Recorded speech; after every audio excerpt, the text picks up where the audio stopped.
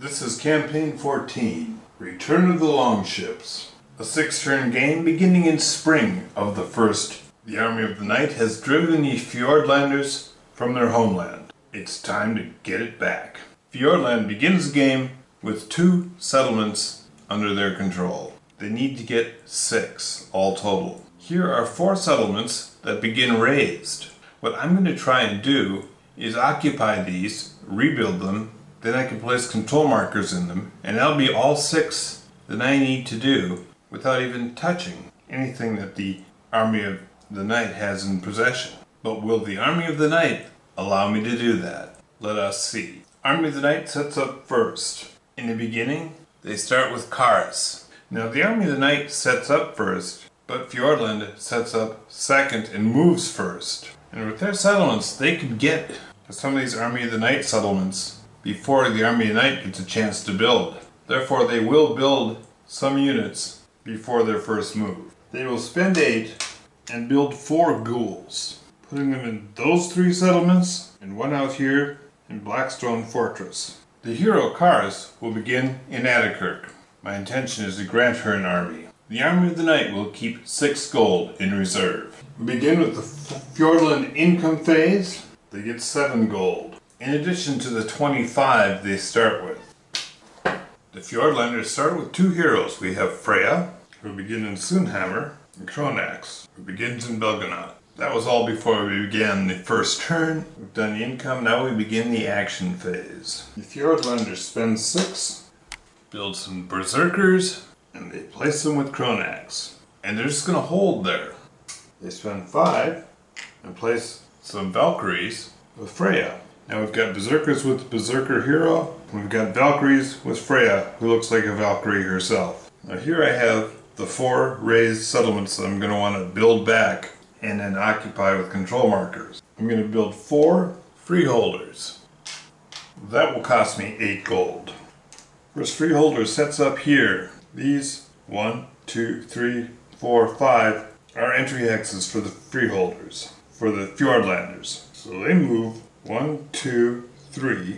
Then they can move 3 more. 1, 2, 3. Let me try this. They can move 8 by sea. 1, 2, 3, 4, 5, 6, 7, 8. No, they won't get there any quicker that way. So they can move to there. The second group can move right up in there. This isn't, they don't have to attack that, it's just raised. It's clear until it gets rebuilt. Likewise, they occupy those 2 raised settlements. Now they've occupied 3 raised city.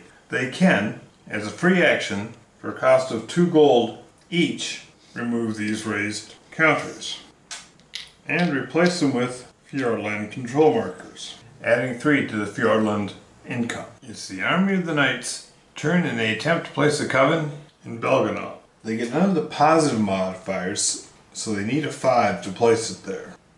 A 5. The coven is there. For income they get 6 gold plus 1 for the coven, 7 gold, giving them a total of 13 gold. Now I started with Karis. She flies, and her special ability is if she's stacked with the flying army, they move 1 hex further, they get 1 more movement point. So I'm going to dig deep and spend 9 gold and give her vampire knights to fly with. Now they have a range of 6. I'm going to move the ghouls to Kraken's Neck. Karis and the vampire knights. This is a powerful unit for the Army of the Night. 1 heavy dice, 3 light dice. Now I have 4 gold remaining. I'm going to spend all 4 and buy 4 rat swarms. But let's do this one at a time. Now they have a coven here, so the rat swarms can begin next to the coven. And I believe they enter the game ready. Nope, they enter play finished. So we'll leave ourselves with 1 gold, build 3 of them, and they are finished. I should have marked these guys as finished. Now, when Fjordland finished its turn, which both sides, an arcane study phase, which both sides could participate in. Since there had been no combat, there were no spells cast, there was nothing to do in that phase.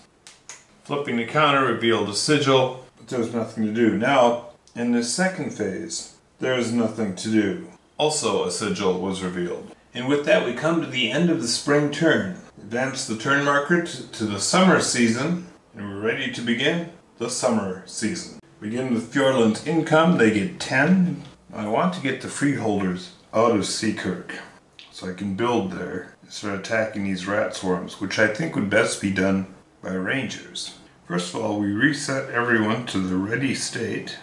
First thing I want to do is these Fjordlanders are going to sail across the water. As a free action, spend 2 gold to remove the raised and establish the control marker. Now they have 6 control markers. That's what they need to win, but they need to do it at the end of the 6th turn. So at this point, the Army of the Night just needs to capture 1 settlement. These freeholders move out. Fjordlanders spend 6 gold to buy rangers and a hero. The hero is Safi. Now Safi can be locked to give a friendly unit within 2 hexes regenerate. That's pretty cool. Safi is going to move to here and attack the swarm of rats. Now this is an interesting combination. Now the rats have ambush, which allows them to strike first when attacked. Well, strike first technically in combat. They say we're going to ambush you. We now go to strike. So they get to roll 1 black die. They roll a 1. Now they roll 2 dice. They get 2 light dice on the rats. 6. 6 is a hit. The rats are fragile. They're gone. And the Fjordlanders will occupy that hex, which is critical because now they can't build again in that hex next turn. They have moved. Fjordlanders spend another 4. More rangers set out from Seakirk. 1, 2, 3. They attack that swarm of rats. That swarm of rats will also ambush. 4. Nothing. Now the rangers attack. They also get nothing. This time they spend 3 and send in some sea reavers. Again, the swarm ambushes. Again, they miss. Sea reavers with their counter strike. 1 critical hit, and it's confirmed, so they get 2 hits. Of course, it only takes 1 to eliminate the rat swarm. They also will occupy that hex to prevent the Army of the Night from building there. Now Cronax will attack this swarm of rats. Not wanting to take any chances, Cryonax casts Illusion, and Illusion cancels a strike. Now it says they attempt to perform it, it's cancelled. Since the strike didn't happen, regular combat does. Somebody can certainly correct me on that ruling if they think that's wrong. So swarm of rats, they get a hit. Cryonax, there's 2 hits, 3 hits, possible 4th hit. Yes, 4 hits versus 1 hit gives them a 3-hit advantage. They're gone. Cryonax will not advance. He'll hold where he is. Because Fjordland likes heroes, they'll buy another hero. The hero they get is Astrid. And Astrid works great with freeholders. So they're going to buy her and move her on top of these freeholders. Fjordlanders are going to spend another 2 to buy another leader. This leader is Carl. Carl's power is bravery. If you lock Carl, couldn't get the angle right, but anyway, you lock Carl, he gains a light die. Carl will start in Seakirk, but he'll move out and join these sea reavers right here. They're done moving. That ends Fjordland's turn, or at least their action phase. This time it's a churn, they can only study 1 thing. The Fjordlanders study spells, gain a spell. Army of the Night still has not cast a spell, and they're fine. Now we go to the Army of the Night.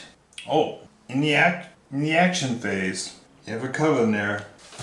So the coven needs to hide in shadows, which is to roll 5 or more. Now the Army of Night plays Knives in the Dark. Play when hiding in shadows. Roll 2 heavy die against the enemy units in the coven's hex. If all are eliminated, flip the coven to a control marker. Otherwise, remove the coven.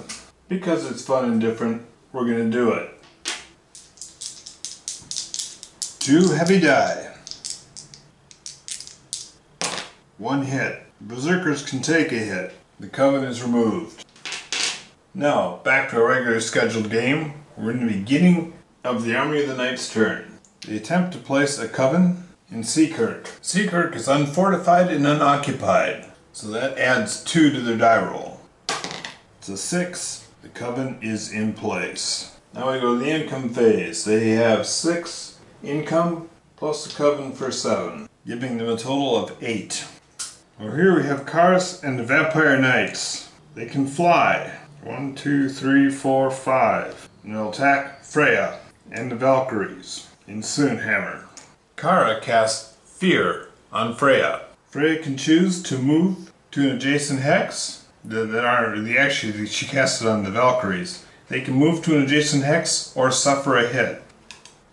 I guess they suffer a hit. In fact, they have to because they can't move adjacent to an enemy army, which is what would do if they happen if they move there. Now I'm asking a question. How many spells can I cast? Just one, or can I cast all of them? It says may play cards. So they're going to cast Heat Ray. No, wait, they're not going to. They're going to wait because maybe they'll cast something that cancels the combat. They cast the cantrip Giant Strength, which converts 1 white light die to a heavy die. Normally they get a light die or 2 light die and 1 heavy die. Now they get 2 heavy die. And they cast Blazing Hands. Both these are cantrips, they can cast them, and that adds 2 light die. Freya casts. Now Freya can cast a cantrip. Freya casts Heat Ray, which reduces the combat ability by 1 heavy die. So when all that gets done, they each are fighting with a heavy die and 3 light die. And we're going to roll for Freya. Freya gets a hit and a possible 2 hits and a possible 3rd if that's critical. Nope. So 2 hits. Karis and her Vampire Knights.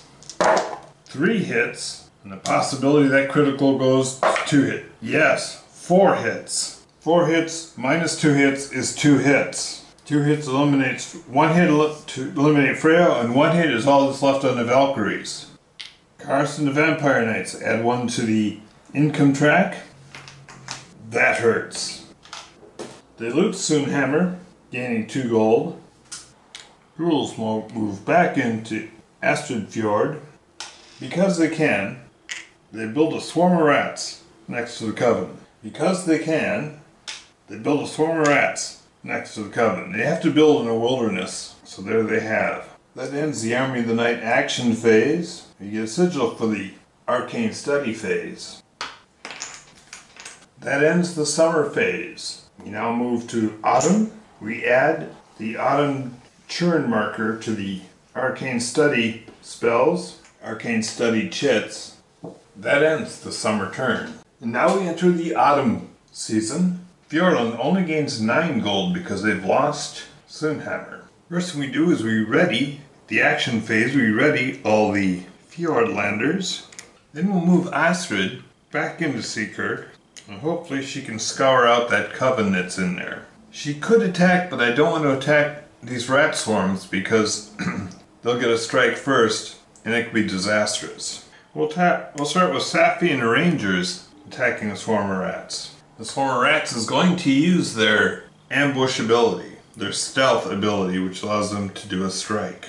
Now I have spells the swarm of rats could use on their strike, but there's no spellcaster, no mage within range. In fact, the only mage the Army of the Night has is Karis right there. First thing you Fjordlanders do is cast Monsters in the Hill, allowing them to place a wandering monster within 3 hexes of a ladder. 1, 2, 3.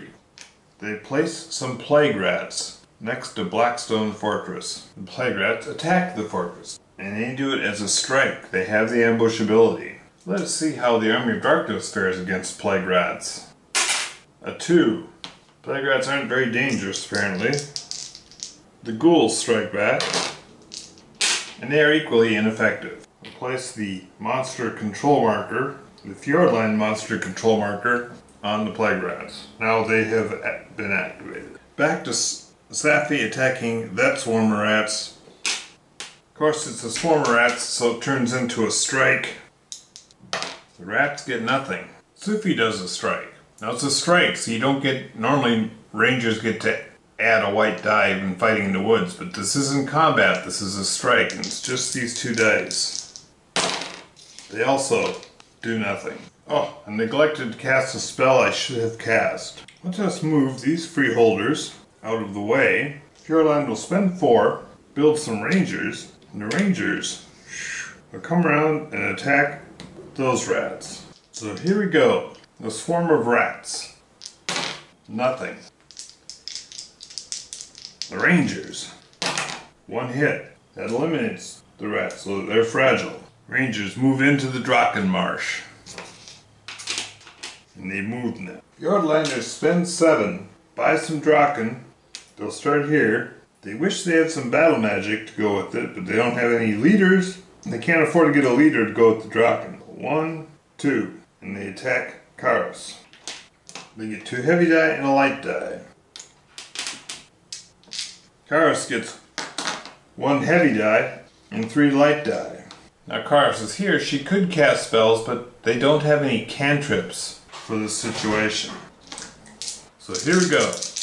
Karos. 2, 3 hits. And is the critical a hit? Yes, it is. 4 hits. And the Drachen? No hits. That was a grievous loss. Rather than focus on this, which is strongly held, they turn to gaze to Astridfjord. Just has some ghouls in it. Kronax's berserkers are weak and they don't have the money to build them back up. So Carl and the Sea Reavers. 1, 2 by land, 2 more by sea movement. Carl and the Sea Reavers are attacking Astridfjord. The ghouls get 2.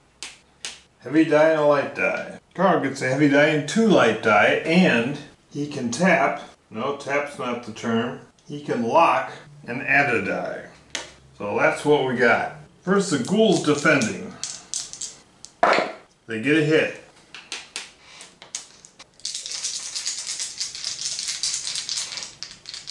Carl and the Sea Reavers. They get 2 hits. 2 hits is 1 more than 1 hit. The ghouls take a hit. This is desperate. The berserkers head out. 1, 2, and they can split up their movements, so 1, 2 sea movement, and 3 their last land movement. Gets them there. And I've got 2 damage Argus, but these guys will regenerate to full strength next turn. Hit them while they're down. Again, they get a heavy die and a light die.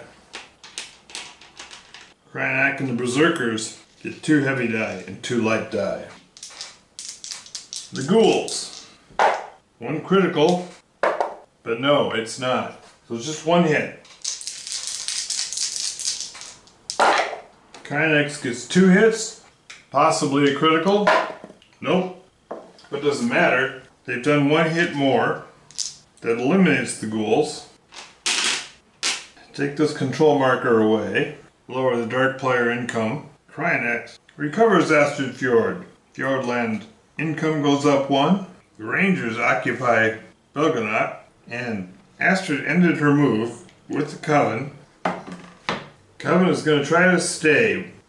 Hiding in shadows, they need a 5 or a 6. No. And with that, Fjordland will end their turn. Let us see what the Autumn Churn. Only study 1 thing in the Arcane Studies phase. Army of the Night needs do nothing. Next thing they do is attempt to place a Coven. They're going to attempt to place a Coven in Fjordland. They need a 5 or a 6 to do this. They're going to try to reestablish themselves in Seakirk instead. It's not a fortress, so they got a 4, 5, or 6. Good thing they did that. Coven is reestablished. Now it's their income. They get 7 income. They have 15. They're going to spend 12. 12 gold to place Vampire Knights. And the hero they get? Lilith. Lilith rocks. The immortal soul. Let's see if I can get this lined up here. The immortal sorceress. If they have the enslaved spell, she adds 2 to the attempt. Whenever she casts a spell, if you lock her when she casts a spell or blessing, you get to draw a card of the same type. That's cool. Again, the ghouls move out of Bjornfoss, and we build her there. Let us ready all the Army of the Night. This I'm doing so I don't forget. When Karos moves out, Army of the Night spends their last 3 gold and builds emissaries there. Okay, so 1, 2, 3, 4, 5. Army of Night attacks the Rangers. She casts Battle Magic, giving them an additional white die, so black and 3 white die, they have an additional white die. Lilith also casts Living Grimoire, which means when you cast a spell, which she has with the Spirit Blade, she casts that and you get a spell and a blessing. She casts Ice Storm, which gives her 2 more light dice. What could Fjordland do to counter all that? First, the cat. Oh, can't.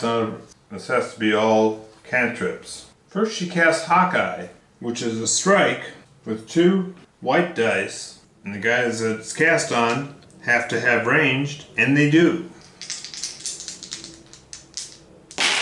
They get a hit. Nope, they can't cast that because it has a range of 1, targeting the offending stack. And Sufi's actually 2 away, so she can't affect that. So she casts Sleep, which is a cantrip, and it simply cancels the combat. Oh, that was frustrated. Okay. Now Lilith attacks. At this point, Army of Darkness has cast everything. Army of Night has cast everything they have, as have the Fjordlanders. So the Rangers have 2, and Lilith and the Vampire Knights have 3 light dice and 1 heavy die. Now, Belganaut is a fortress, so they need 6s. First of all, what do the defenders do? Besides bounce dice all over the room. Nothing. Lilith needs 6 or better. Fortunately, she's got an 8-sider, which is much easier to roll 6 or better with. 2 hits right there. And that's 2 hits because the Rangers got 0 hits. Lilith has captured Belganaut, lowers Fjordland by 1 income, raises the Army of Night. The swarm of rats attacks Seakirk. They get 1 dark die. Now they've got a coven in there. The coven will add a light die. The freeholders get 2 light die. Plus we'll lock Astrid, giving them another light die. How do they do on defense? 2. Looks like the rats got their work cut out for them. Try to preserve our board here. Nothing. Nada. Zippo. You dirty rats. Because they can. No, they can't. They're broke.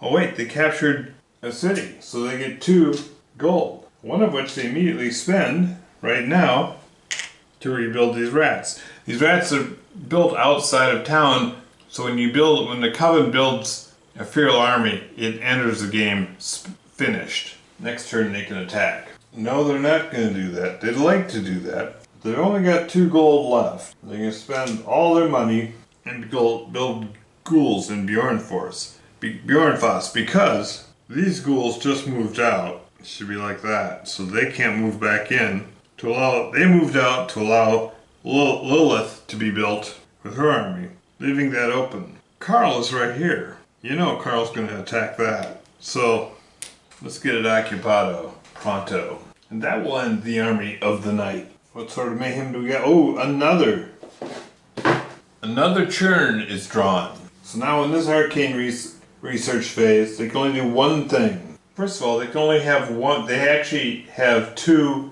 blessings. They can only have 1. So they discard 1 of those. And then they'll discard 1 of their spells. So they can draw 3 new spells. Okay, that should make 1 thing. They're great spells, but none of them are cantrips, so none of them will be cast next turn in the Fjordland phase, which will make combat go much quicker. Fjordland wants to keep their 2 spells, so they're either going to do spells and they'll gain a spell, or they'll do blessings and they'll gain a blessing. They're going to do blessings, and that's a cool spell. I'll explain the spells I drew when I play them. Otherwise it just gets to be too much. That ends the autumn turn. We now go the winter of year 1. We place the autumn turn marker in autumn of the next year. We shuffle the decks. And we advance the season to the next season, which is the spring of the 2nd year. The game is half over. Fjordland has 1, 2, 3, 4, 5 settlements under their control. You know what? They don't need 5 settlements under their control. I think they need 5 control markers. Nope, just 6 or more settlements under their control. Okay, so they have 1, 2, 3, 4, 5. Now they need to get 1 more. I, for one, shall be very interested to see how next year rolls out. You know, I thought that this would be a Fjordland cakewalk because they have these 4 that they can get right away here. And they already have 2, and there's their 6. Now they just gotta last. But it's starting to fall apart for them. But of course, Army of the Night is broke. Fjordland is almost broke, but Fjordland gets a little more money. But their armies are a lot more expensive. Now they've spent a lot on leaders, but you have to realize that armies without leaders are subject to enslavement. The enslaved spell that the Army of the Night uses. So you kind of need to keep your armies either in settlements or with leaders, or they could get enslaved. Now these freeholders are candidates for enslavement, but enslavement only has a range of 1, so no one's nearby. They're alright. That ends the first year. Alright, here we are, spring year 2. Fjordland income is 9. I'm going to go to the action phase. We're going to reset and ready all the Fjordland units. First thing we do is move the freeholders back into Nordholm. We'll have Sufi and Rangers attack North Fjordland. You know what? That's a tough nut to crack. Instead, they're going to go 1, 2 by land, 3, 4, 5, 6, and 1 more by land. 7. Even that's silly. We're just going to go here. 1, 2, 3, 4, 5. We're going to go there so that Astrid can come down and attack as well. And they're going to cast Song of the Valkyrie. Roll 1 die 6. 1. Caster gains a light die. On a 5 or a 6, they also gain a Valkyrie army. The emissaries have 2 white dice and stealth. The emissaries get 1 hit. Safina Rangers, 2 hits. These freeholders are going to try their luck in the frozen tomb. They run into Osterloth. He gets 2 black die and a white die. I always do defenders first. He deals 1 hit. The freeholders, 2 hits. Fortune smiles on the freeholders.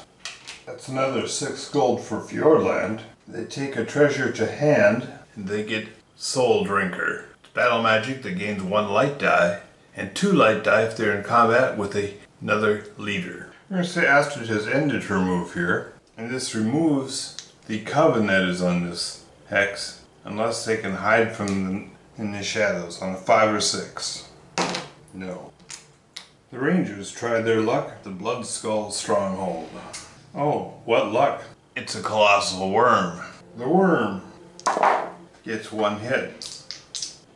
The Rangers get no hits. I was just looking at this. The worm has stealth, so it would have been a strike. So they would have done 1 hit on the Rangers. And as a strike, the Rangers have reach with their weapons. So all they would have had to do is get 1 hit, and it would be a tie. Reach wins the tie. There it is. Carl and the Sea Reavers attack the emissaries, which are now down a point, or down a level. They've been hit before. Carl gets 1 heavy dice and 2 light dice. Emissaries get 2 light dice. 2 hits. Okay, come on, Carl. 2 hits. But the emissaries would have started, they have stealth, so it would have been a strike and counter strike. The strike was successful to reduce them. You only get 1 hit on a strike. Then they would have done 1 hit and would have eliminated these. So they capture Sunhammer.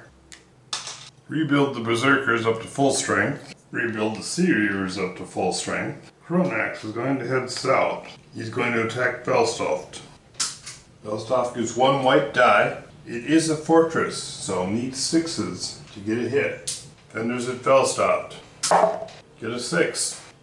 Sea Reavers get 2 6s. That's all they need. Oh, and I almost forgot with these 2 settlements they've taken, that's a total of 4 more gold. Going to build more Berserkers in Astrid Fjord. Give them a leader as well, Thor. Thor carries the Sea King's axe. Allows me to treat 1 light die in Thor's stack as a heavy die while occupying a coastal hex. They will duplicate exactly what Kronax did, but they're going to go this way at Attakirk. Attakirk gets 1 white die. Thor with his Berserkers get 2 heavy die and 1 light die. With Thor's ability we just talked about, and they're in a coastal hex, one of those light die becomes a heavy die, and we'll try to do it with that. The defenders did nothing. Thor. 4 hits plus a critical. Nope. So 4 hits. Well, that obviously wipes out any defenders in Edikirk, and 2 for capturing Edikirk. That buys them these rangers by sea, 1, 2, 3, 4, 5, 6, and by land, 7, 8. They remove the rays at a cost of 2. Place a control marker there. Now their income is at 13. Need to place the control marker there. They're there and it's their thing. 5 left. They're gonna buy 3. They're gonna buy some sea reavers. 1, 2, 3, 4. They'll occupy what used to be Odrivik, and yes, they'll rebuild it. That's all the money they have. If they had any more, they'd reoccupy Astridfjord. Right now, it's only has the local defending militia. Oh, and you know what? They have their plague rats, wandering monsters. Plague rats will strike the ghouls. Ghouls defend with the light die and a heavy die. 2 hits. Plague rats get 1 heavy die. 1 hit. The plague rats are destroyed. That awards 1 gold to the army of the night. But since they're a wandering monster, there is no treasure with them. Now there's a magic phase, and it is a churn. And they still have not actually cast any magic, essentially because they have so few leaders on the board, and their leaders weren't interacted with by the Fjordlander. Fjordland will take a blessing. Fjordlanders are all readied. Technically, before they're readied, they do income, and they can place a coven. They'll attempt it in Astridfjord. Astridfjord is unfortified and unoccupied, adding 2 to their roll, trying to roll 5 or better. Alright, there is a coven in Astridfjord. They take their income, it's 5. Karis and her vampire knights fly down and attack the sea reavers. Sea reavers get a heavy die and 2 light die. The vampires get a heavy die and 3 light die. Army of the Night has no spells to use. Fjord holders cast Portal, and it can place an army next to an army. Sea Reavers defending.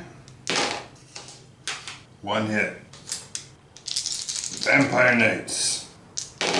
1 hit, 2 hits, and a critical. Nope.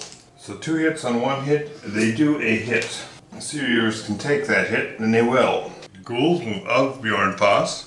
Army of the Night builds some vengeful ghosts and sends them down.